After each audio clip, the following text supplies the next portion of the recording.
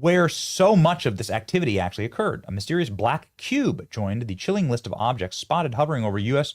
during last year's drone invasion. Newly released government reports revealed 5 incidents near Wright-Patterson Air Force Base in Ohio. And she actually just went on Joe Rogan's program and said the exact same thing, which is crazy. Ladies and gentlemen, Anna Paulina Luna explaining objects like this black cube. You know, I was wanting to cover the story anyway, but then APL goes on Joe Rogan and says this. To tell you, and this might sound crazy, but based on our investigations and stuff that we've seen, okay, there is definitely something that I think would rival what we know currently with physics, and a tech that potentially is out there that we don't have the ability to reproduce, because it would basically be like dropping a cell phone right off back during the time of maybe caveman. So like we just don't have the tech to develop it yet. What I can also tell you is, based on our interviews, and this has been something that you can go back and watch with the congressional hearings, but I was actually able to ask some of the witnesses, you know, what are these things?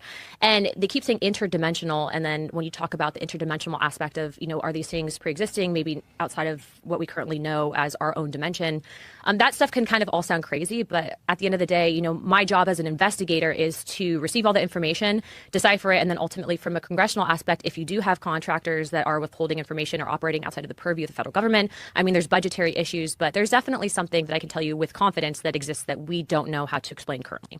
So when you say that it operates outside our understanding of physics, what specifically are you saying? Like what happened?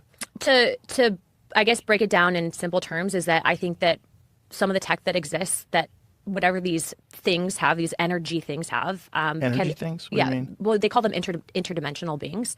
I think that they can actually operate through the time spaces that we currently have. And that's not something that I came up with on my own. That's based on stuff that we've seen. That's based on information that we've been told. And then also, too, I think that there's this historical aspect of, you know, this gets into the deeper theories and concepts of religion, and I think the history that we currently know, and that kind of spins off into another topic of, you know, you have the modern day Bible, you have this aspect of Bibles that, or books of the Bible that have been removed that explain and kind of touch on these topics. And I think that we're in a time and age where you have such a vast amount of information that we have access to via social media, via your cell phone, via the internet. And so it's really changing the way that we understand, you know, the origins of life and the spiritual reality that we know.